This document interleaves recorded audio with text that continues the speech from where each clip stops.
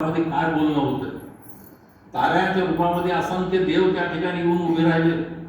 त्यांच्या मनातला काळजाचा ठोका चुकलाय. ज्या कारणासाठी प्रभू रामचंद्रांनी अवतार घेतलाय ते कारण ते वनवासात गेले तरच पूर्ण होणार आहे.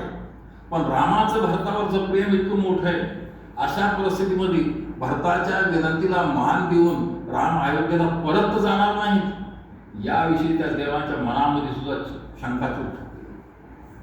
त्यावेळी त्यांनी सरस्वतीला प्रार्थना केली की तू भरताच्या जिभेवर जाऊन बस आणि अशा प्रकारे बोल की त्याच्या तोंडून असं काही निघू नये.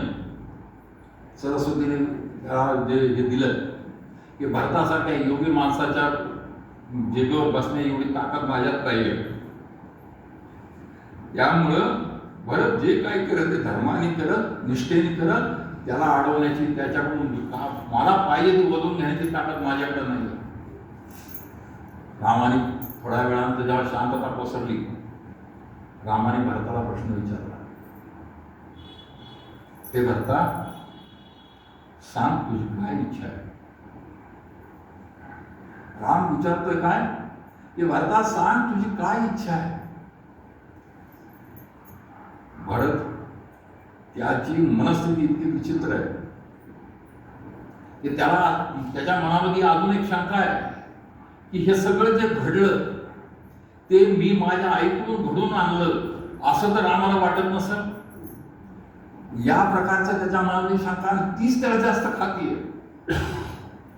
रामाला तो म्हणतो, दादा माझी काय इच्छा असणार आहे. अरे न मागता अयोध्येचं राज्य मला मिळालं. वडिलाचं मध्ये ढवळाढवळ नको म्हणून त्यांनाही परमेश्वराने घेऊन गेला आणि तुलाही 14 वर्ष वनवासात पाठवलं. असं निष्कलंक राज्य मला मिळालंय, अजून मला काय पाहिजे. रामाला त्याच्या भावना समजत होत. हे होत असताना शत्रुघ्नाच्या मनाची घालमेल का. इकडे रामाचा आणि भरताचा संवाद चालू आहे. भरत रामाला कन्व्हिन्स करण्याचा प्रयत्न करतोय की तू परत चाल. तिकडं शत्रुघ्नाच्या मनामध्ये काय चाललं. शत्रुघ्नाच्या दृष्टीने त्याचा रामच भरत आहे, त्यामुळे त्याला मनाला त्रास, त्यापेक्षा जास्त त्रास शत्रुघ्नाला होतोय. परंतु तो कुठल्याही प्रकारे चेहऱ्यावर येऊ देत नाही. पुढची गोष्ट तुम्हाला कल्पना आहे. हे बराच डिस्कशन झालं. हे सगळं डिस्कशन झाल्यानंतर शेवटी त्याच्यावर उपाय निघाला की रामाच्या पादुका घेऊन भरत जो आहे अयोध्येला परत जाईल. रामाच्या पादुका सिंहासनावर ठेवून भरत राज्य करेल. परत आले, रामही वनवासात गेले. इकडं जेव्हा अयोध्येला परत आल्यानंतर अयोध्येमध्ये न जाता भरताने दुसरा निर्णय घेतला. भरताने सांगितलं की ज्याप्रमाणे राम 14 वर्ष वनवासात राहणार आहे त्याप्रमाणे मी सुद्धा 14 वर्ष वनवासी परतच राहील. मी सुद्धा अयोध्येमध्ये प्रवेश करणार नाही.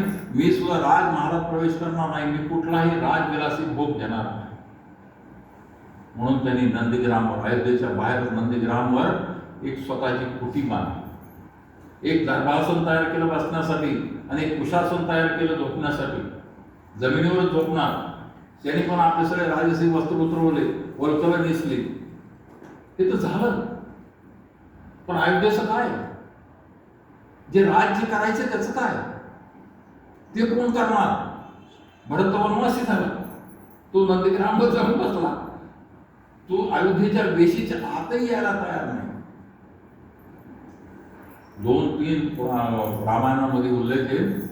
त्या 14 वर्षातले 12 वर्ष शत्रुघ्न केवळ अयोध्येवर आणि कौशल देशावर येणाऱ्या विविध आक्रमणासाठी युद्ध करत.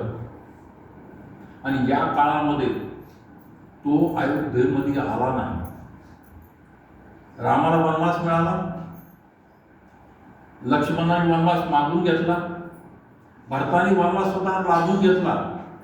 पण याने वनवास न घेता वनवासासारखं जीवन जगलं. एक कथा आहे. शत्रुघ्नाची पत्नी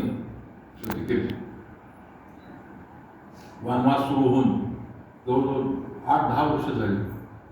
आणि एके दिवशी रात्री कौशल्येला वरांड्यामध्ये कुणीतरी फिरतंय असा तिचा पायाचा आवाज आला.